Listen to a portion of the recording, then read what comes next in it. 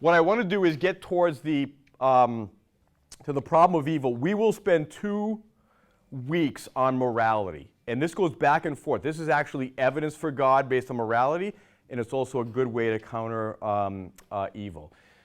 So I'm going to give you a 15-minute overview on why morality is good evidence for God. But if it doesn't fully sink in, just know we're coming back to this with a little bit, because sometimes you just got to see this a few times. The first thing you got to start with is, what is the source of morality? What are the possibilities? So you hit a perfect one. A lot of times people will say it's a group of people who decide. It's a country. They decide what's right and wrong, right? Personally, like, what doesn't make sense for me or makes sense is what I think is right and wrong. So good. Now, I want to be very clear that we're not asking how people become aware of morality. We're asking, how does it even exist, right? And a good example of this is the traffic laws. Speed limits, traffic laws, all those out there. How do I become aware of those?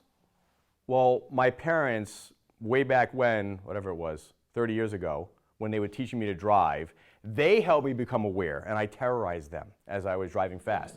But they helped me become aware. But are they the source of these rules? No, the government is the authority. So I want to be very clear that we're not asking how we become aware of morality. We're asking, what's the basis of it, right? Yeah. So let's come together and decide the best way to live that helps all of us to thrive, rather than friction. So that's another point. So there are a few of them here. So it could just be that our parents decide morality, or we ourselves. It could be that groups of people, countries decide. It could be somehow based in our DNA, like those who get along better are the ones that thrive. Or it could be, let's say, a source outside of people. Because all of this is people. People are deciding morality. Here, it's a source outside of people deciding morality. Those are the broad categories, but there's several that have been mentioned that fall into this. Now, if morality is here, then morality is known as subjective. I am the subject, I decide what's true. Or we as a country decide what's true. It's based on us. This is objective. It's the best way to explain this is independent of what I think or believe or feel, right? Good examples we use in this is math. The truth of math, is that objective or subjective? The truth has nothing to do with my opinion. Favorite football team? Subject, yeah. I'd have been okay if you'd have said objective. No, I'm just kidding. Definitely subjective. Favorite ice cream, favorite movie, whatever. You can see those are all dependent on our personal opinion, right? So we have to ask ourselves from a moral question, is morality kind of subjective or is it objective? Now, here's the way the argument goes for morality. If morality is objective, then God exists. Because you need a source outside of people for this moral law. We'll talk a little more about that. Then I'm going to say morality is objective. Therefore, what follows? God exists. That's the way to kind of think about this. Now, would I say it like this to somebody? No, I'd probably just say, well, do you think morality is based on what we feel or think? Or is morality exist independent of what we think? And based on that answer, I'm going to say, well, if it's independent, who's that source? What's that source? That is God. So I'm not going to say it like this because I'll sound like a philosopher. But that's the thing behind it. Now, let's look at each of these premises. Why believe this? Why believe that if morality is objective, you've got to have God? Well, number one, there has to be some authority over human beings to make it applicable to them. Like if it just exists out there, why is it applicable to me? if the moral law exists just like the laws of physics and space and time, it's just out there, why does it pertain to me? Why is it applicable to human beings? It must be because an authority has made it applicable to us because we feel it, right? The other thing is, why believe that we should be good? We have this propensity to obey the authority. And we don't always do it, but we feel we know we should be doing good. Does that come from an impersonal force or a personal force? It should be personal, right? If we don't obey the laws of gravity, like I don't feel like any obligation to obey these laws in physics, but I would feel an obligation to obey a personal authority.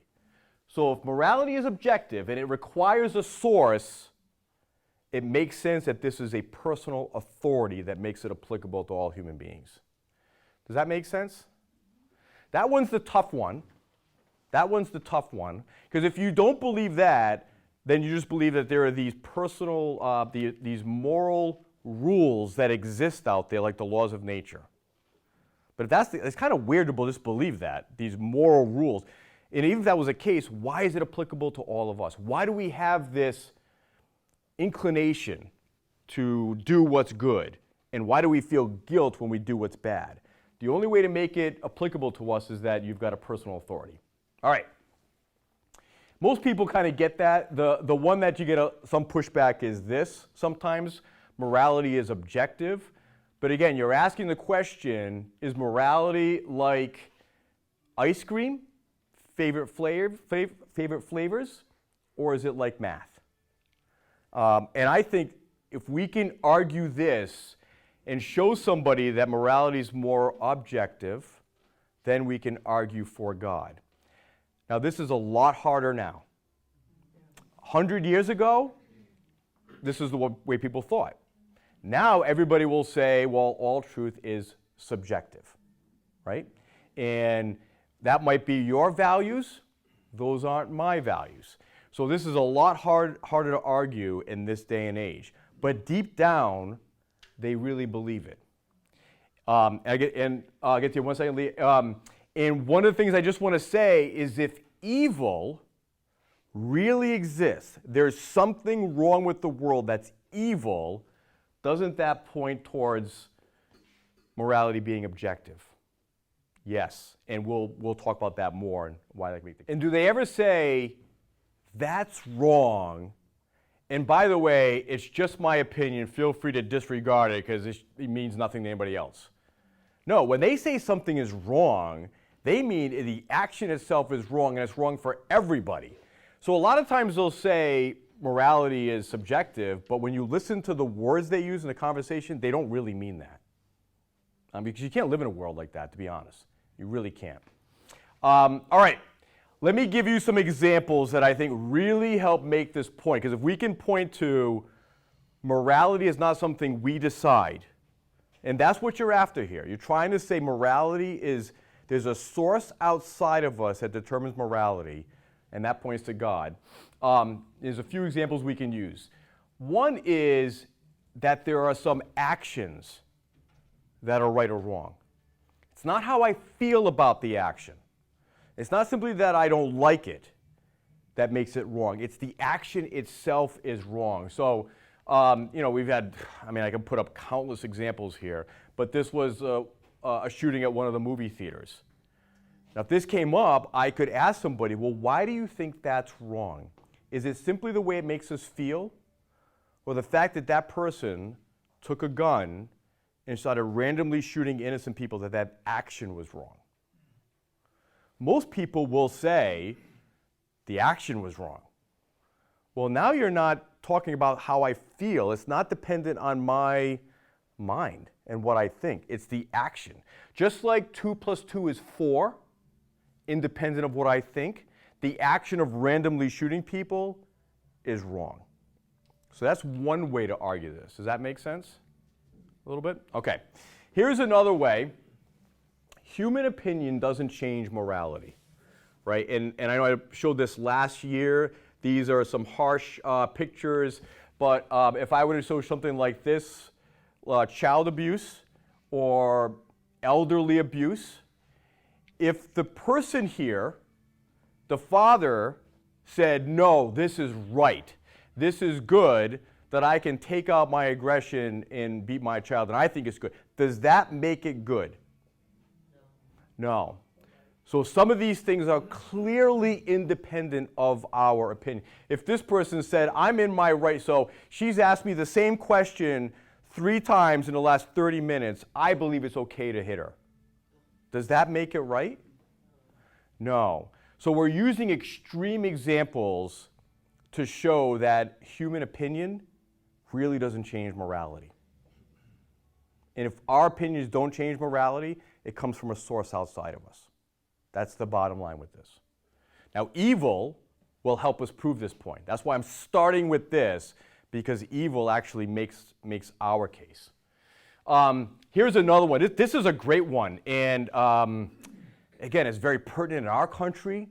But if morality is simply the opinions of people or groups of people in a country, can you ever make moral progress in a country?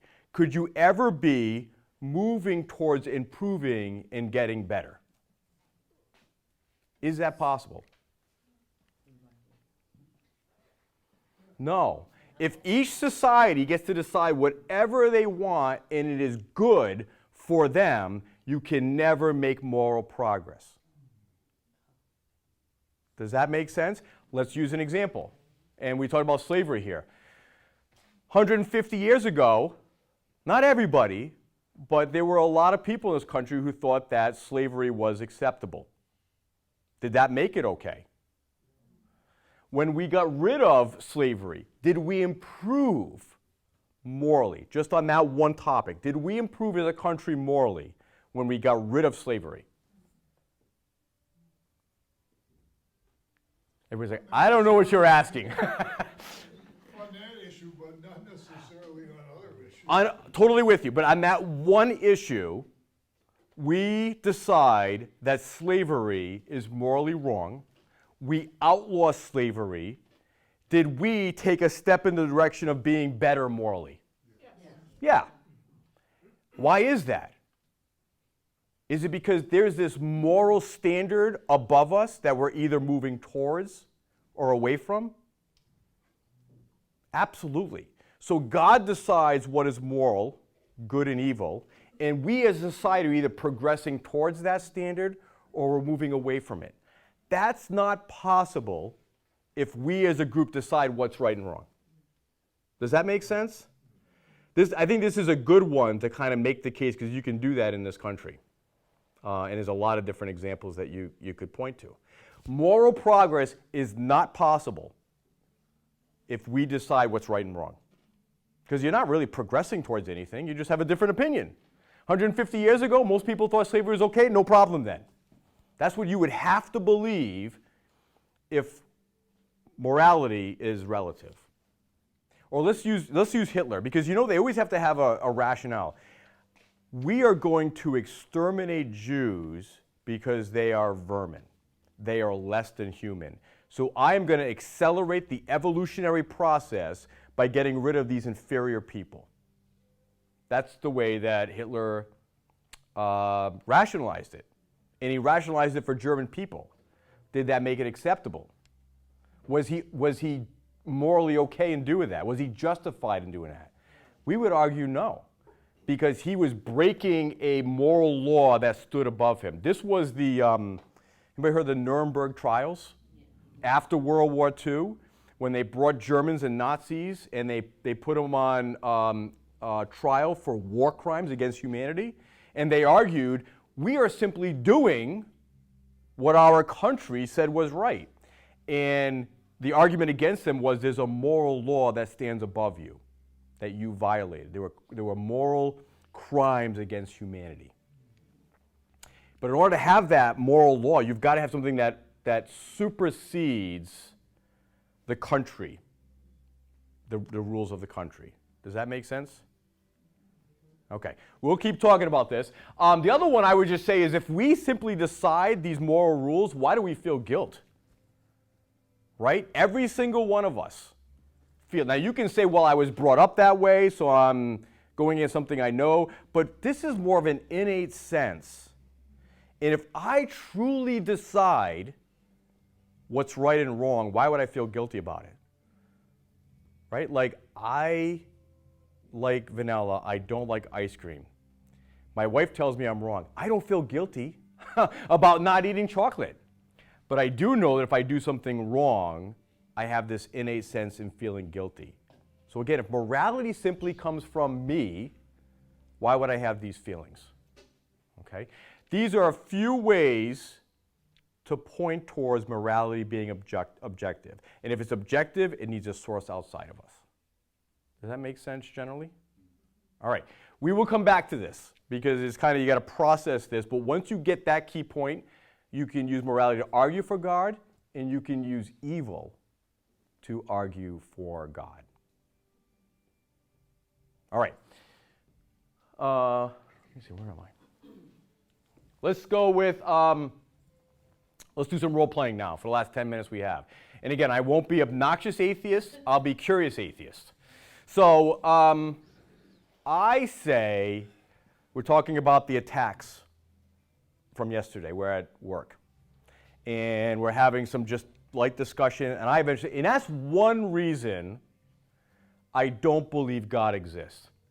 This is a great reason. Because if God exists, why is there all this evil in the world? What's your first question?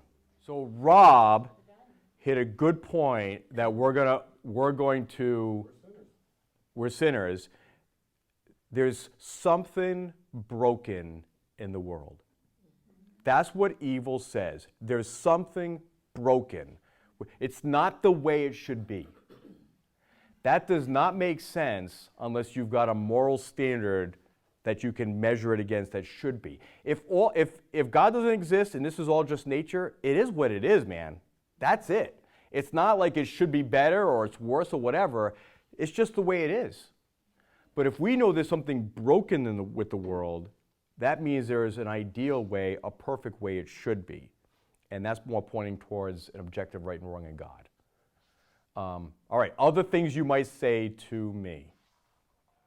Excellent point, Jed. Now, because we're talking about the news story, right?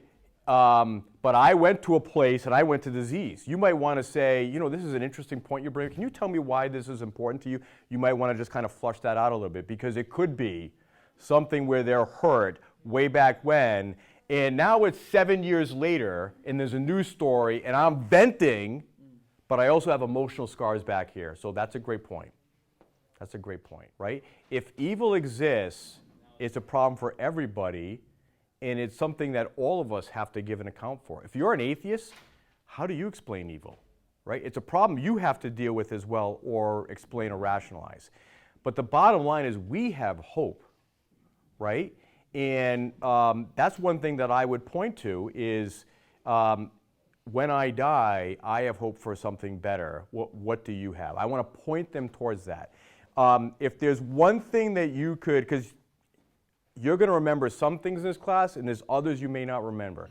The one seed that I always try to plant, if I get tripped up, is this. Is there anything more important than our decision about God?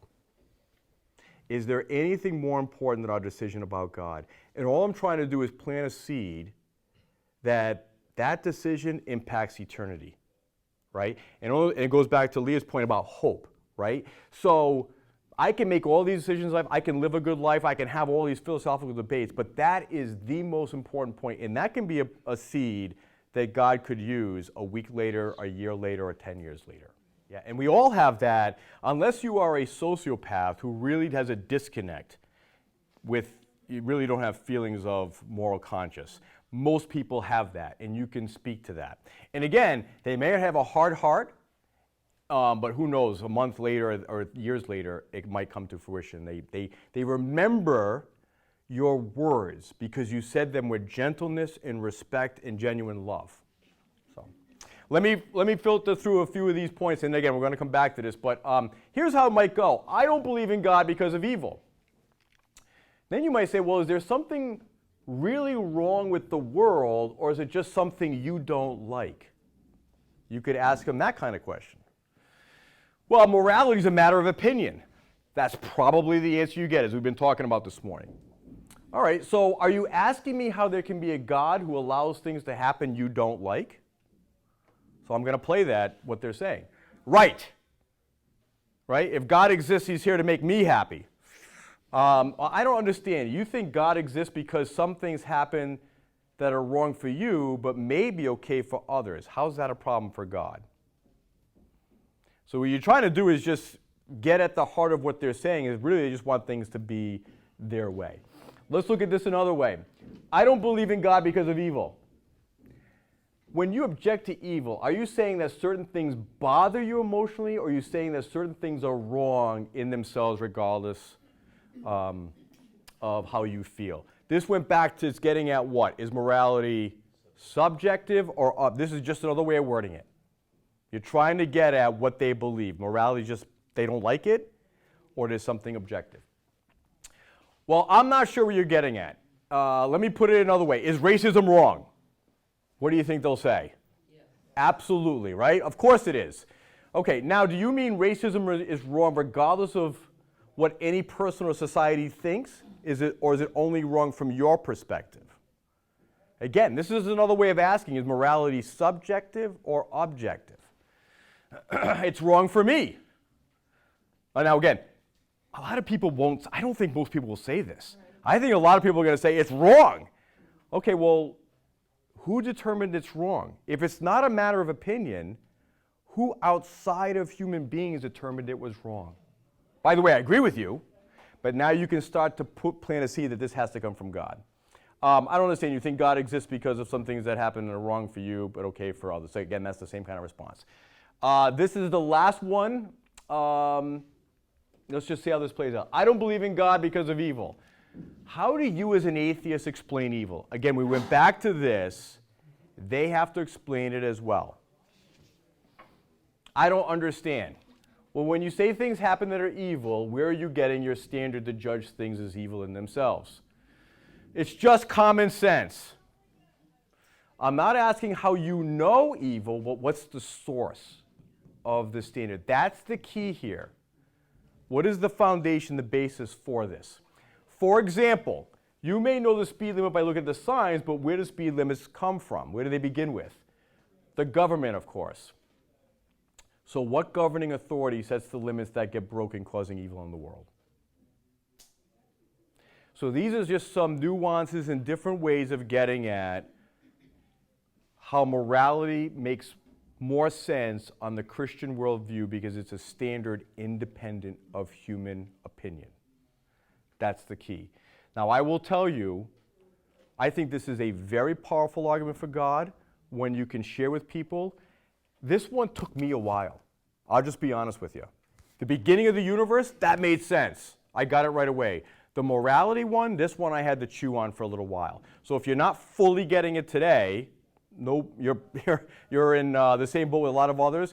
We'll come back to it. I think Rob had a good point around it. We'll come back to this and really flush this out as to why this makes sense with Christianity and how evil points to God.